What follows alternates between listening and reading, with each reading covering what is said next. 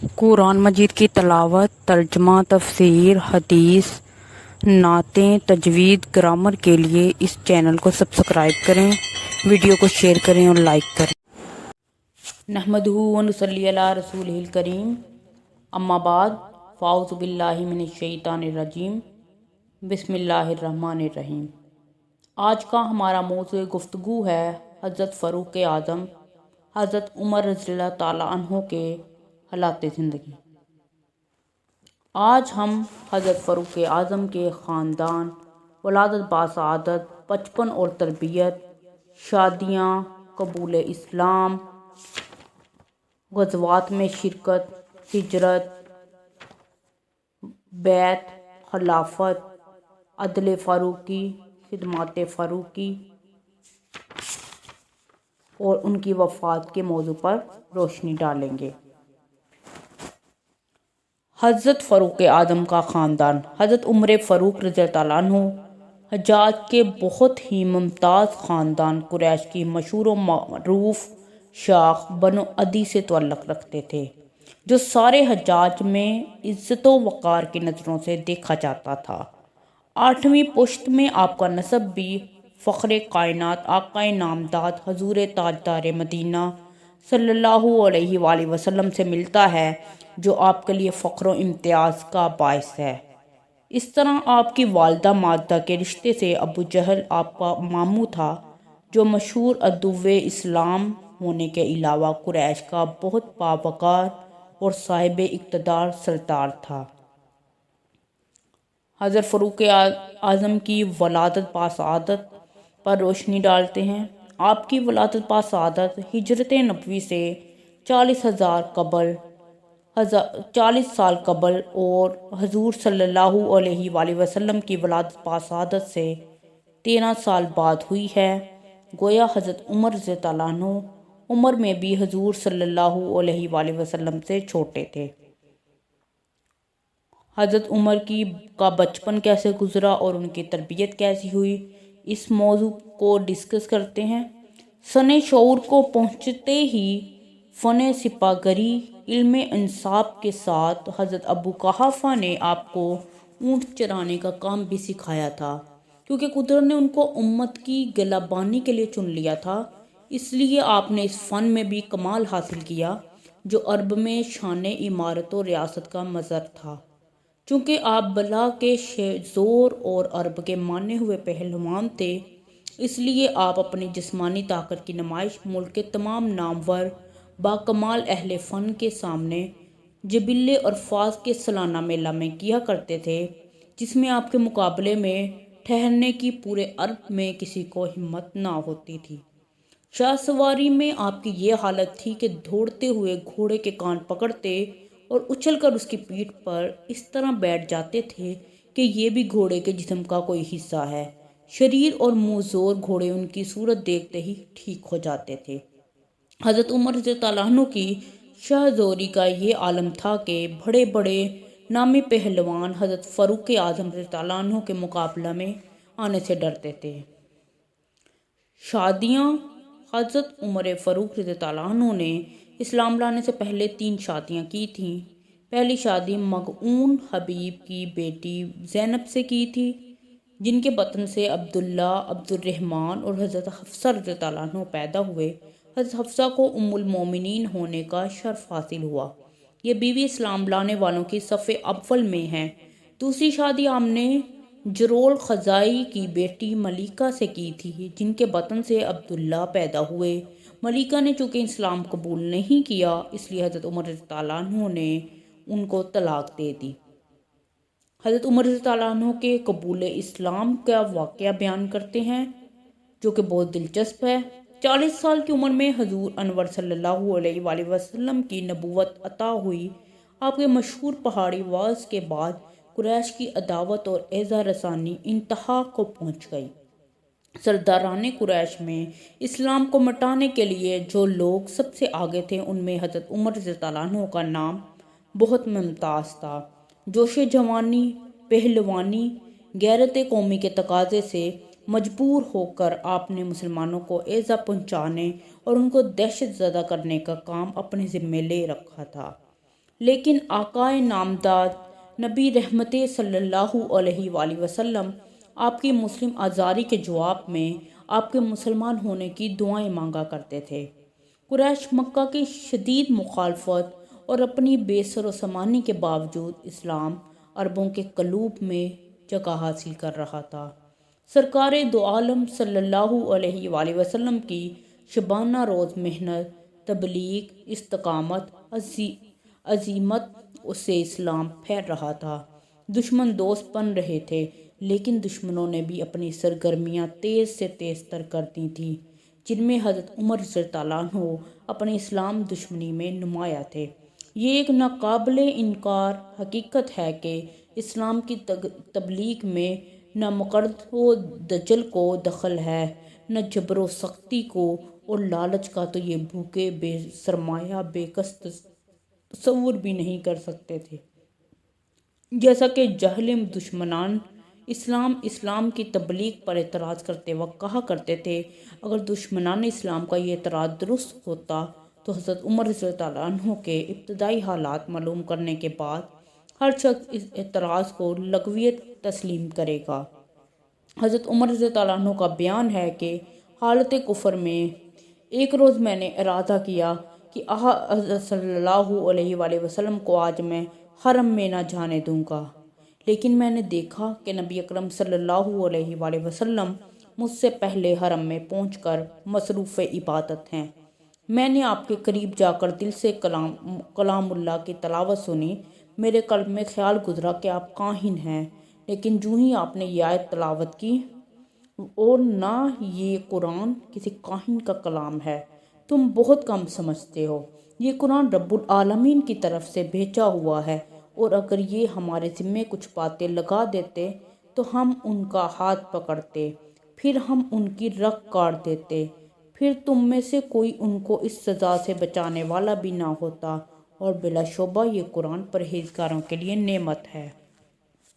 حضور سرور کائنات صلی اللہ علیہ وآلہ وسلم کی دعا آپ کے قبول اسلام کے لیے بارگاہ خداوندی میں مقبول ہو چکی تھی، اس لیے اس کے اسباب پیدا ہونے شروع ہو گئے۔ ایک روز حضرت عمر رضی اللہ عنہ تلوار باندھ کر قسم کھا کر گھر سے نکلے۔ دریافت کرنے پر بتایا کہ میں آج محمد صلی اللہ علیہ وآلہ وسلم کو قتل کرنے کا ارادہ رکھتا ہوں۔ اس شخص نے جواب دیا کہ عمر، حضرت محمد صلی اللہ علیہ وآلہ وسلم کو قتل کر کے تم بنو ہاشم اور بنو زہرہ کے انتقام سے کیوں کر بچ سکتے ہو؟ اس کے جواب میں فاروق اعظم نے گرج کر کہا، معلوم ہوتا ہے کہ تو بھی قریش کے دین سے پھر گیا ہے۔ اس شخص نے جواب دیا کہ تمہاری بہن اور بہنوئی مسلمان ہو چکے ہیں، پہلے گھر کی تو خبر لو۔ حضرت عمر رضی اللہ عنہ یہ سنتے ہی آگ بگولا ہو گئے، غیرت قومی پر تازیانہ لگا، بھپر کر غصہ میں بہن کے گھر پہنچے۔ یہ دونوں حضرت خبیب رضی اللہ عنہ کے زیر تبلیغ قرآن حکیم کی تلاوت میں مصروف تھے۔ حضرت عمر رضی اللہ عنہ کے داخلے مکان سے سب پر ہیبت طاری ہو گئی۔ حضرت عمر رضی اللہ عنہ کے دریافت کرنے پر پہلے تو انکار کیا گیا، لیکن جب حضرت عمر رضی اللہ عنہ کا اصرار بڑھا اور آپ نے دریافت کیا کہ کیا تم بددین ہو گئے ہو، آپ کے بنوئی نے شان جلالی میں کہا، عمر، حق اگر تمہارے دین کے سوا ہو تو۔ یہ سن کر جناب عمر سے ضبط نہ ہو سکا اور آپ نے جھپٹ کر اپنے بہنوئی پر حملہ کر دیا۔ بہن نے بے تابی سے اپنے شوہر کو بچانا چاہا تو وہ بھی زخمی ہو گئی۔ بالآخر حضرت عمر رضی اللہ عنہ کی ہمشیرہ نے جلالی فاروق کا نظارہ دیکھتے ہوئے کہا، عمر، تم دین حق پر نہیں ہو، میں اس کا اعلان کرتی ہوں کہ خدا کے سوا کوئی معبود نہیں، اور یہ اقرار کرتی ہوں کہ محمد اللہ کے رسول ہیں۔ اپنی بہن کے اس دلیرانہ اقرار توحید و رسالت سے حضرت عمر رضی اللہ عنہ حیران رہ گئے۔ اپنی بہن سے کہا، تم جو کتاب پڑھ رہی تھی مجھ کو دکھاؤ، میں پڑھوں گا۔ خطاب کی بیٹی نے گرج کر خطاب کے بیٹے سے کہا، بھائی تم ناپاک ہو، اس کتاب کو پاک انسانی ہاتھ لگا سکتا ہے، پہلے تم غسل کرو، باوضو ہو، اس کے بعد تم کو وہ پاک کتاب دی جا سکتی ہے۔ حضرت عمر رضی اللہ عنہ نے وضو کیا اور قرآن حکیم کے اجزاء طلب کیے تو پہلی آیت یہ تھی، میرے سوا کوئی معبود نہیں ہے، میری عبادت کرو اور میری یاد میں نماز پڑھا کرو۔ حضور انور صلی اللہ علیہ وآلہ وسلم نے حضرت عمر رضی اللہ عنہ کو لوہے سے زیادہ سخت دل پر اثر کیا۔ حضور انور صلی اللہ علیہ وآلہ وسلم کی دعا درجات پر پہنچ چکی تھی۔ آپ نے حضرت خبیب سے کہا، مجھے محمد صلی اللہ علیہ وآلہ وسلم کے پاس لے چلو۔ تاجدار انسانیت صلی اللہ علیہ وآلہ وسلم اس وقت کوہ صفا پر شیب ابی طالب میں حضرت ارقم کے مکان پر جلوہ افروز تھے۔ وحی نازل ہو رہی تھی۔ صحابہ کے اندر حضرت عمر رضی اللہ عنہ کو شمشیر برہنہ دیکھ کر سراسیمگی پیدا ہو گئی، لیکن حضرت حمزہ علم رسول اللہ صلی اللہ علیہ وآلہ وسلم نے جرأت مردانہ سے کام لے کر فرمایا، اگر خدا نے ان کے لیے بھلائی لکھی ہے تو آج یہ اسلام قبول کریں گے، اور اگر کسی برے ارادے سے آئے ہیں تو ان کا قتل ہمیں دشوار نہیں ہے۔ وحی کا نزول ختم ہوا۔ فخر کائنات خلوت سے جلوت میں آئے اور آپ نے حضرت عمر کا دامن اور تلوار کا پٹکا پکڑ کر کہا، اے اللہ، اسلام کو عمر بن خطاب سے عزت دے۔ یہ سن کر حضرت عمر نے بے اختیارانہ نعرہ لگایا، اشہد ان لا الہ الا اللہ وانک رسول اللہ۔ قبول اسلام کے بعد اسلام کے سابقہ عزت ترین دشمن اور عرب کے سب سے بڑے پہلوان نے تاجدار دو عالم کی خدمت میں ادب سے عرض کیا، یا رسول اللہ صلی اللہ علیہ وآلہ وسلم، آپ اخفا کی ضرورت نہیں ہے، اس سے باہر نکل آئیں اور اسلام کا اعلان سرعام کریں۔ ہجرت کے موقع پر حضرت عمر کے اسلام لانے کے بعد جب اسلام کی دعوت علانیہ دی جانے لگی اور تبلیغ اسلام کا کام وسیع پیمانے پر ہونے لگا تو قریش اس کو برداشت نہ کر سکے اور انہوں نے اسلام کے استحصال پر کمر ہمت چست باندھ دی اور پھر سے زیادہ شقاوت و درندگی کا ثبوت دیا۔ قریش کے ان مظالم کی وجہ سے سب مسلمان مکہ معظمہ سے مدینہ کی طرف ہجرت کر گئے۔ غزوات میں شرکت۔ مدینہ میں حضور انور صلی اللہ علیہ وآلہ وسلم تشریف لے آئے۔ ترک وطن کے بعد بھی مسلمانوں کو سکون نہ ملا۔ قریش ہر وقت ان سے بدلہ لینے کے لیے سوچا کرتے تھے اور اس طرح سے جنگ بدر، جنگ احد اور باقی جتنے بھی غزوات ہوئے ان میں حضرت عمر بن خطاب نے آپ صلی اللہ علیہ وآلہ وسلم کا ساتھ دیا۔ بیعت۔ جب ثقیفہ بنی سعدہ میں انصار و مجاہدین میں سخت نزاع ہوا تو آپ نے سب سے پہلے حضرت ابوبکر کی بیعت کر کے مسلمانوں کے افتراق کو روک دیا۔ خلافت۔ حضرت صدیق اکبر نے وفات سے قبل حضرت عمر کو خلافت کے لیے نامزد کیا اور مسلمانوں نے حضرت عمر کی خلافت پر عہد کر لی اور انہوں نے وصیتیں کی، خدا کا دن میں ایک حق ہے جس کو وہ رات کو قبول نہیں کرتا اور رات میں ایک حق ہے جس کو وہ دن کو قبول نہیں کرتا۔ قیامت کے دن جس کے اعمال بھاری ہوں گے وہ بھاری ہوگا اور جس کے ہلکے ہوں گے وہ ہلکا ہوگا۔ کلام الہی میں عذاب و رحمت دونوں ہی قسم کی آیتیں ہیں تاکہ مسلمان اس سے ڈریں بھی اور اس کی بخشش کے طلبگار بھی ہوں۔ خدا سے حق کے سوا کچھ طلب نہ کرو اور اپنے آپ کو خطرات میں نہ ڈالو، اور اگر تم نے میری نصیحتوں کو یاد رکھا تو تم موت سے نہ ڈرو گے، اور اگر تم نے اس کو بھلا دیا تو موت قابل نفرت ہوگی۔ خدمات فروغی۔ حضرت عمر رضی اللہ عنہ نے زندگی کی آخری سانس تک اسلام کی خدمت کی اور انہوں نے کہا کہ اگر میری حکومت کے دوران اگر کوئی بھوکا کوئی کتا بھی مر جائے تو میں اس کا بھی اللہ کے ہاں جواب دے ہوں۔ اور وہ رات کو گشت کیا کرتے تھے، چھپ کر دیکھا کرتے تھے کہ کسی کو کوئی ضرورت تو نہیں۔ ایک دفعہ ایک عورت کے بچے بلک رہے تھے اور وہ ہنڈیا میں کچھ پتھر لے کر انہیں پکا رہی تھی۔ حضرت عمر فاروق نے بھیس بدل کر اس کے گھر کا دروازہ کھٹکھٹایا اور پوچھا کہ یہ بچے کیوں رو رہے ہیں؟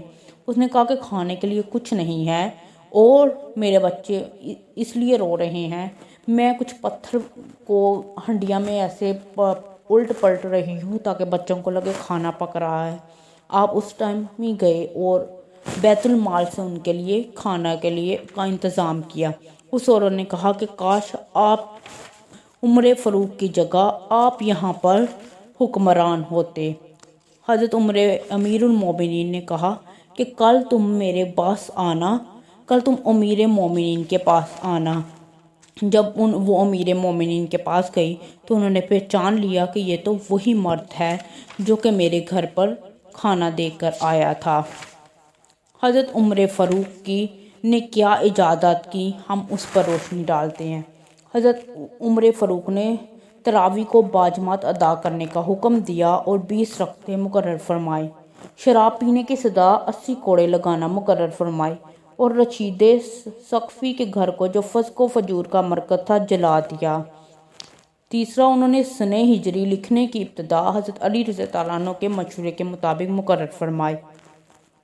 چوتھا، انہوں نے قرآن مجید کی ترتیب پر صحابہ کو توجہ دلائی اور خود اس کام میں منہمک ہو گئے۔ مفتوحہ ممالک کی زمینوں پر جزیہ اور ان کی زمینوں پر خراج مقرر کیا، نئے شہروں کو آباد کیا، قاضی اور حاکم مقرر کیے، قبائل کے رجسٹر مردم شماری کے لیے تیار کروائے، شرکائے بدر کے وظائف مقرر کر کے ان کو دوسروں پر ترجیح دی، مسلمانوں کے بچوں کے وظیفے مقرر کیے، مصر سے کشتیوں پر غلہ لانے کا حکم دیا، معزول حکام کو مال عام مسلمانوں میں تقسیم کیا، مسجد نبوی صلی اللہ علیہ وآلہ وسلم میں اضافہ اور اس کی دوبارہ تعمیر کروائی، حضور انور صلی اللہ علیہ وآلہ وسلم کی آخری وصیت کے مطابق جزیرہ عرب سے عیسائیوں اور یہودیوں کا اخراج کیا، فوجی رضاکاروں کی تنخواہیں بیت المال سے مقرر کی، بیت المال قائم کیا، شہروں اور آبادیوں کی مردم شماری کی، زمینوں کی پیمائش کا کام کیا، آبپاشی اور آب رسانی کے لیے نہریں نکلوائیں، ممالک مقبوضہ و مفتوحہ کی الگ الگ صوبہ داریوں تقسیم کی، زراعت پر عشر مقرر کیا، سمندر کی پیداوار اور موتی پر محصول قائم کیا، غیر ملکی اور غیر حربی تاجروں کو آزادانہ تجارت کی اجازت دی، سزا یافتگان کے لیے جیلوں کی تعمیر کی، قیام امن اور آسائش عامہ کے لیے پولیس کا محکمہ قائم کیا، تجارتی گھوڑوں پر زکوٰۃ مقرر کی، وقف کا طریقہ جاری کیا، مؤذنوں اور اماموں کی تنخواہیں مقرر کی، مساجد میں روشنی کا انتظام کیا، مساجد میں وضع کا طریقہ قائم کیا، نماز جنازہ میں 4 تکبیروں کا اجرا کیا، صبح کی اذان میں الصلاۃ خیر من النوم کا اجرا کیا، مدارس و مکاتب کے لیے بیت المال کا اجرا کیا، مدرسوں اور معلموں کی تنخواہوں کا تقرر کیا، بڑے شہروں میں مسافر خانوں کی تعمیر کی، لاوارث اور راستہ پر پڑے ہوئے بچوں کی پرورش کے لیے وظائف کا تقرر کیا، CID کے محکمہ کا قیام کیا، خلیفہ کے لیے امیر المومنین کا لقب منتخب کیا، ڈاک پہنچانے کا انتظام کیا۔ قاتلانہ حملہ 26 ذی الحجہ 23 ہجری کی صبح کی نماز کے وقت جبکہ انتہائی تاریکی تھی، یہ مجوسی غلام مسجد کے پاس ایک گوشہ میں چھپ کر بیٹھ گیا۔ حسب معمول حضرت عمر رضی اللہ عنہ مسلمانوں کو نماز کے لیے بیدار کرتے ہوئے وقت سے پہلے تنہا مسجد میں داخل ہوئے۔ فرعون نے مسجد کے گوشہ سے نکل کر آپ پر قاتلانہ حملہ کیا اور 3 جگہ خنجر سے ہولناک زخم لگائے، جن میں ایک زخم ناف پر لگا جو بہت ہی مہلک ثابت ہوا۔ آپ پر حملہ کے بعد فیروز مجوسی نے 11 صحابیوں کو زخمی کیا اور اس کے بعد خود اپنے خنجر سے آپ کو خنجر مار کر جہنم رسید ہوا۔ حضرت عمر رضی اللہ عنہ کے جسم سے خون زیادہ بہنے لگا تو آپ نے فرمایا، عبد الرحمن بن عوف سے کہو کہ لوگوں کو نماز پڑھائیں۔ اس کے بعد آپ پر زحف طاری ہوئی اور ابن عباس نے آپ کو اٹھا کر آپ کے گھر پہنچایا۔ بے ہوشی کے عالم میں آنکھ کھلی تو دریافت کیا، لوگوں نے نماز پڑھ لی، جو شخص نماز نہ پڑھے وہ مسلمان نہیں ہے۔ اس کے بعد وضو کے لیے پانی منگوایا اور نماز پڑھ کر دریافت کیا کہ مجھ کو کس نے زخمی کیا۔ لوگوں نے کہا، خدا کے دشمن ابو لولو نے۔ یہ سن کر قاتل فیروزی مجوسی غلام ہے۔ آپ نے فرمایا، خدا کا شکر ہے کہ اس نے میرا قاتل کسی ایسی شخص کو نہیں بنایا جس نے خدا کو سجدہ کیا ہو اور قیامت میں مجھ سے جھگڑا کرے، کوئی عرب مجھ کو قتل نہیں کر سکتا تھا۔ امیر المومنین وصیت فرما دیجئے۔